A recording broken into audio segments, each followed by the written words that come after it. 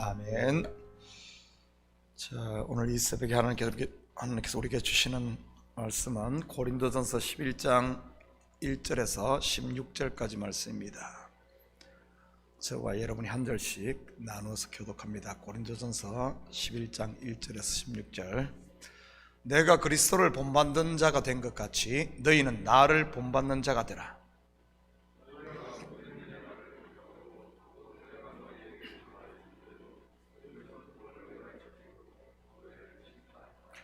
그러나 나는 너희가 알기를 원하노니 각 남자의 머리는 그리스도요 여자의 머리는 남자요 그리스도의 머리는 하나님이시라.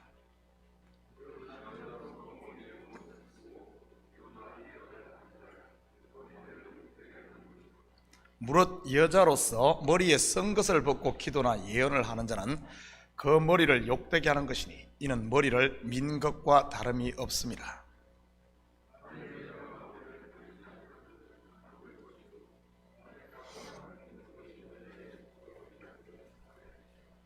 남자는 하나님의 형상과 영광이니 그 머리를 마땅히 가리지 않거니와 여자는 남자의 영광이니라.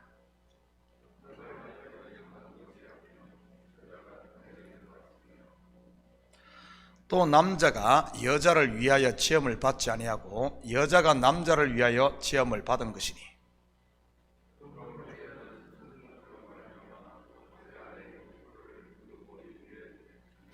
그러나 주 안에는 남자 없이 여자만 있지 않고 여자 없이 남자만 있지 아니하니라.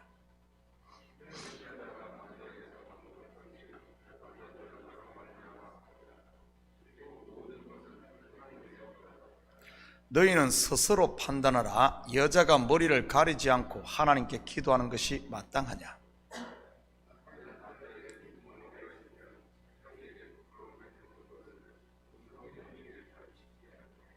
만일 여자가 긴 머리가 있으면 자기에게 영광이 되나니 긴 머리는 가리는 것을 대신하여 주셨기 때문이라.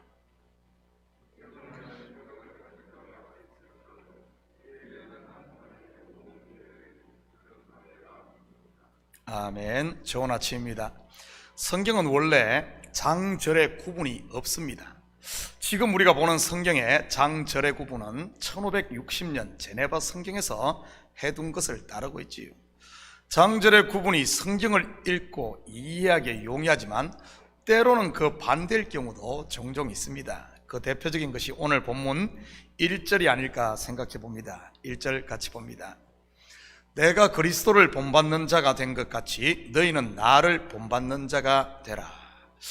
마치 이런 느낌이 나지 않습니까? 나 예수 잘 믿는 사람이니 너희도 나처럼 예수 잘 믿어 하는 것처럼 말이지요. 아니면 나 예수 잘 믿어서 복 받았으니 너희도 나 따라하면 복 받을 거야. 한번 해봐.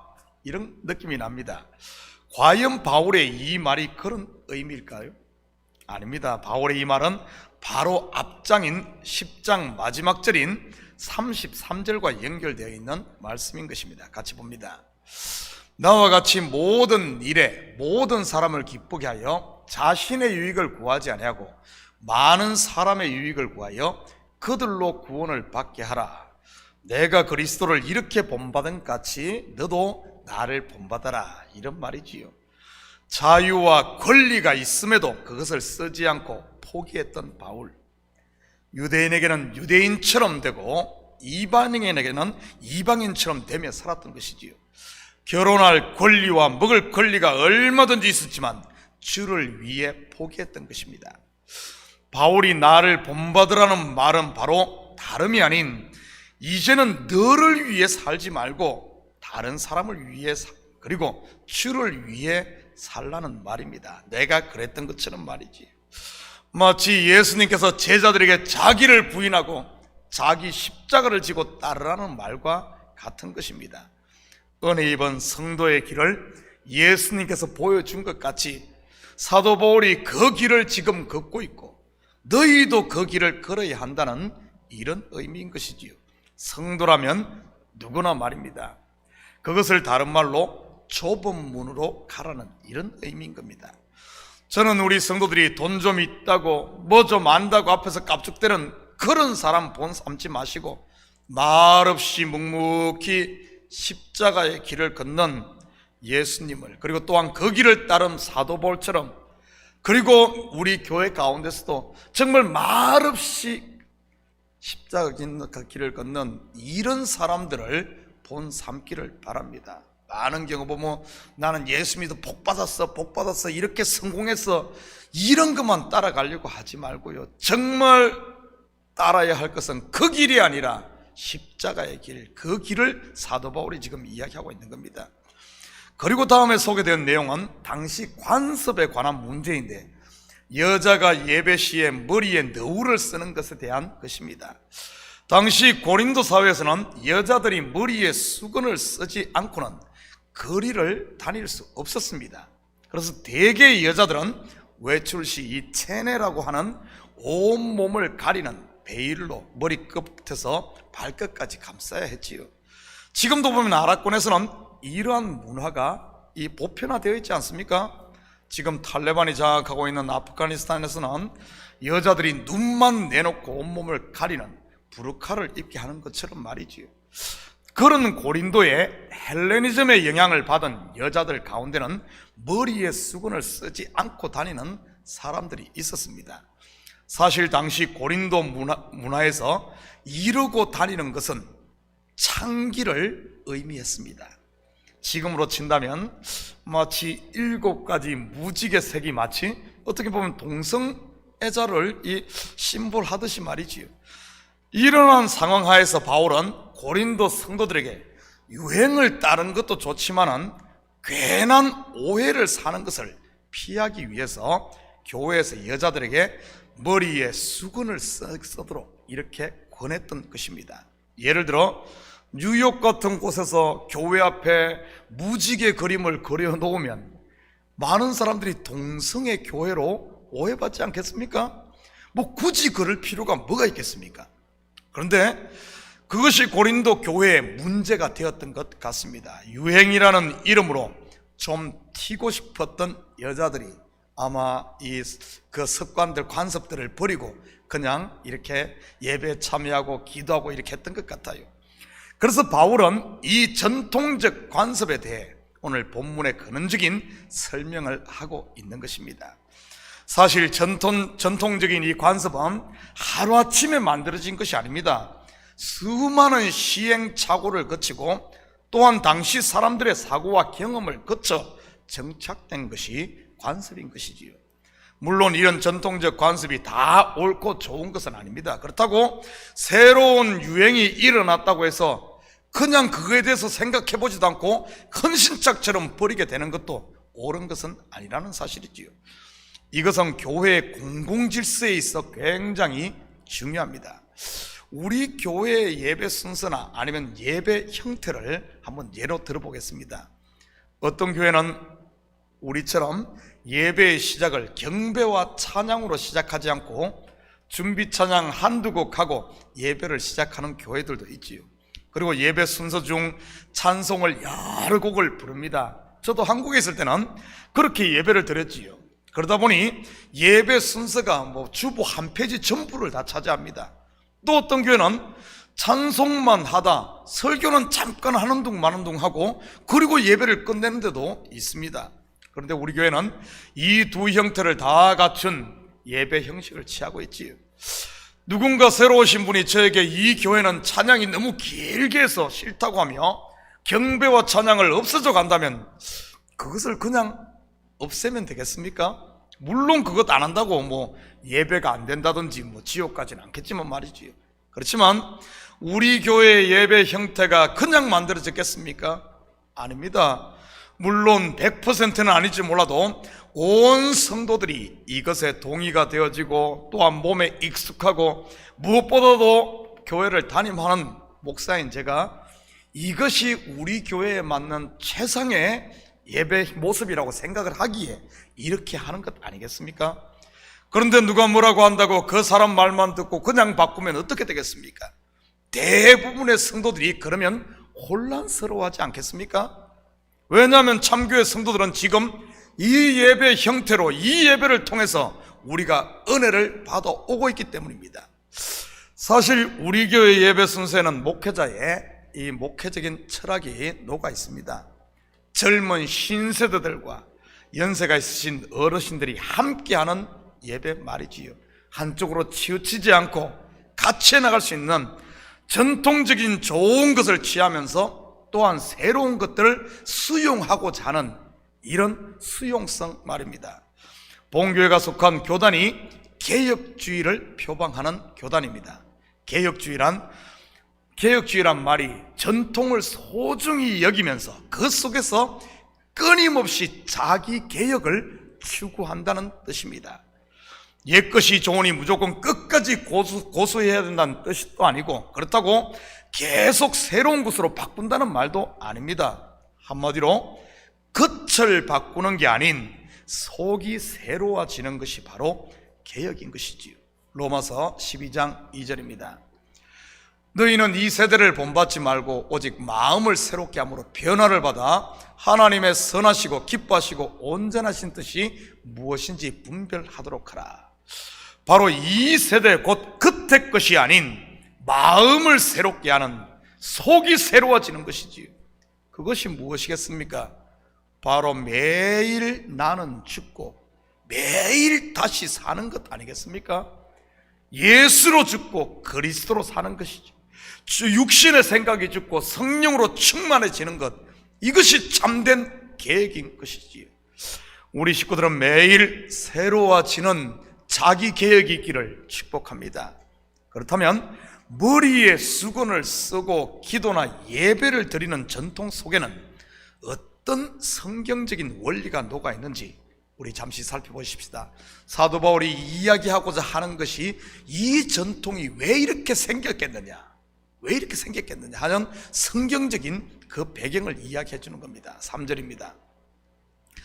그러나 나는 너희가 알기를 원하노니 각 남자의 머리는 그리스도요 여자의 머리는 남자요 그리스도의 머리는 하나님이시라. 먼저 알 것은, 이것은 단순히 성차별을 이야기하는 데 목적이 있지 않다는 사실입니다. 그리고 또한 상하 계급을 말하는 것도 아닙니다. 마치 하나님은 하나님, 그 다음이 그리스도, 그 다음이 남자, 여자 순서로 말이지요.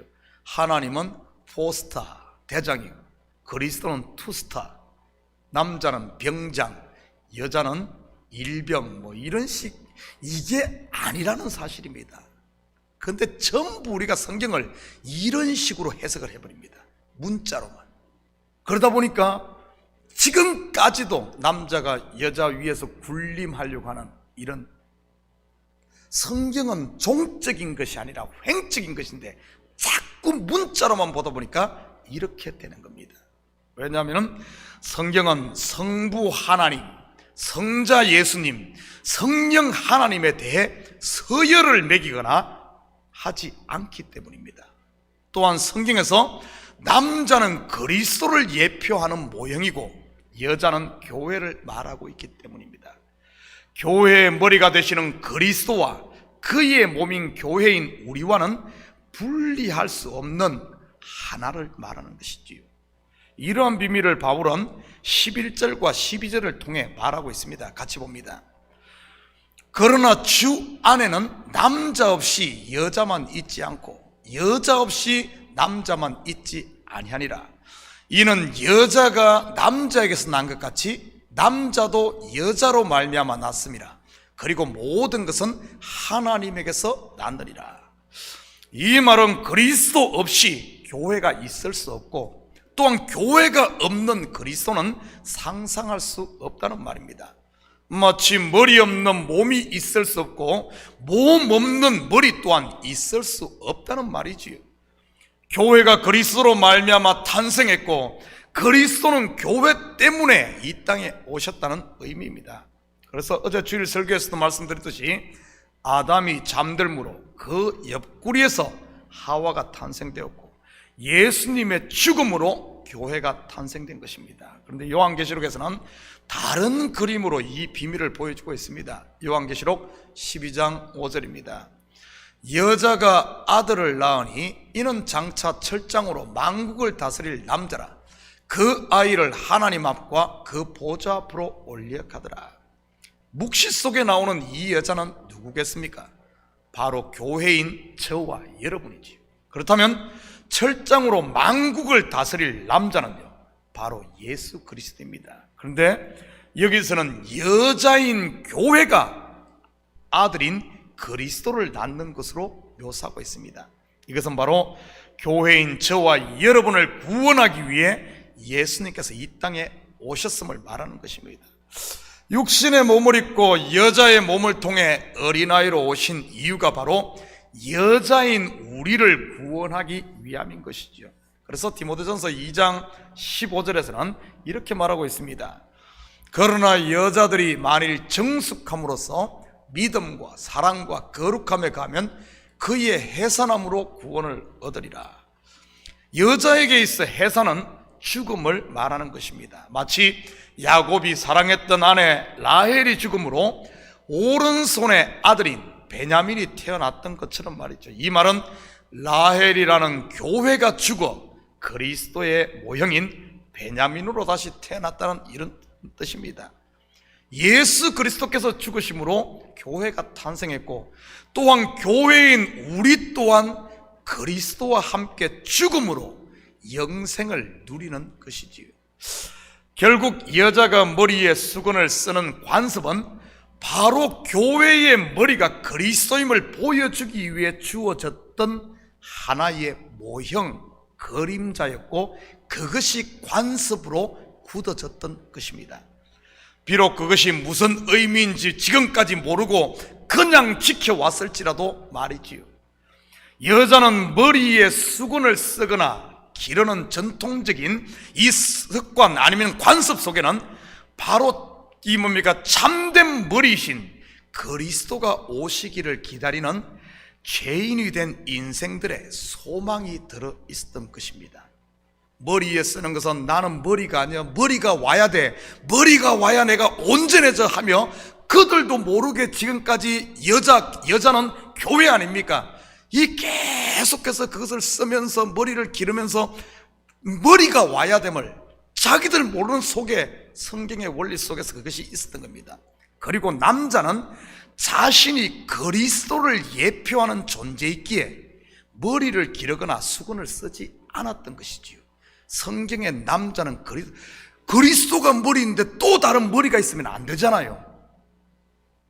왜냐하면 그리스도만이 교회의 머리가 되어야 하기 때문이지요. 그런데 예수 그리스도로 거듭나 그리스도가 머리가 된, 다시 말해 그와 하나가 된 성도에게는 더 이상 그런 것에 매이지 않는 것입니다. 왜냐하면 이제는 그리스도가 교회의 머리가 되므로 이 둘이 머리와 몸이 하나로 완성되었기에 이제는 완성된 존재이기 때문에 머리, 몸이 하나가 됐기 때문에 더 이상 그것을 기다릴 필요가 없는 겁니다. 그래서 여자들이 더 이상 이걸 안 써야 돼요. 원래는 안 쓰더라도 상관없습니다. 벌써 완성됐기 때문에. 그러니 모형으로 주었던 것이 더 이상 필요 없게 된 것이지요. 마치 그리스도가 오시자 돌성전이 무너진 것처럼 말입니다. 그런데 고린도 교회에서는 그런 의미에 주어졌는데 그것 가지고 이러니 저러니 계속해서 말이 되었던 겁니다.